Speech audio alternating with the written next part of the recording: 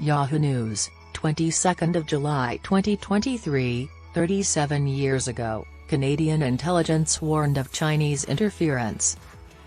According to a recently made public document, intelligence agents have monitored China's attempts to intervene in Canadian affairs for over 3 decades. Beijing was influencing and taking advantage of the Chinese diaspora in Canada via overt political strategies and covert activities, according to the intelligence report from February 1986. It said China pursued these objectives through novel and perhaps more effective methods. The Federal Intelligence Advisory Committee's report, China/Canada, Interference in the Chinese-Canadian Community, was obtained by the Canadian press under the Access to Information Act. Much of the paper is kept under wraps because its release could jeopardize Canada's defence, the conduct of international affairs, or the ability to identify, stop, or repress unfriendly or subversive activity. The Liberal government has been under pressure to establish an inquiry into foreign influence in Canada due to several leaks to the media about alleged meddling by China. This pressure has led to the release of the substantially redacted report. The 1986 committee report demonstrates that this issue has been on the radar of Canadian intelligence for decades, said Alan Barnes, a former intelligence analyst now a senior fellow at the Norman Paterson School of International Affairs at Carleton University. According to Barnes, the Federal Security and Intelligence Coordinator in the Privy Council office served as the chair of the Intelligence Advisory Committee, who just stumbled across the document's title while conducting archive research.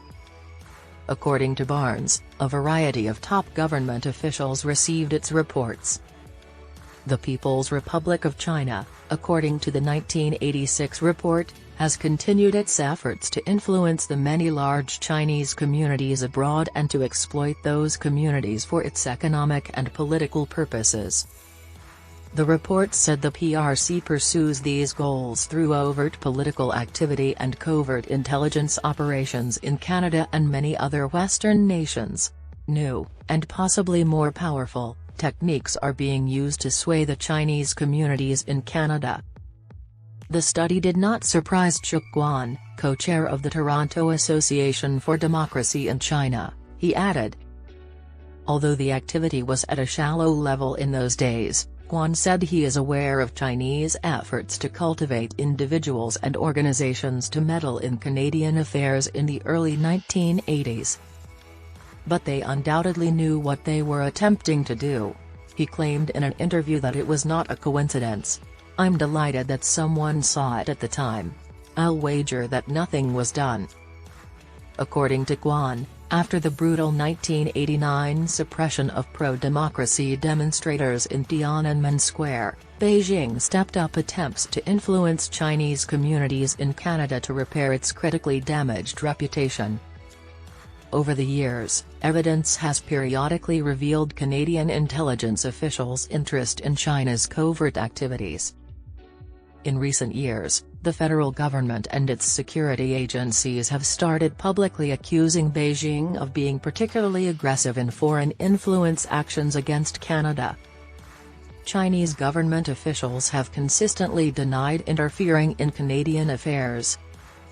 Calls for the federal Liberals to explain what Canada is doing in response to suspected Chinese attempts to meddle in the last 2 general elections have been sparked by leaks to the media from unnamed security sources. The government is still under pressure from the opposition parties to launch a thorough public probe. While such investigation could aid in tracing the history of China's deception tactics, according to Guan, it would effectively be looking backwards and not going to help you going forward. Barnes argued that Canada must adopt an appropriate procedure for declassifying old intelligence and security information after a set amount of time.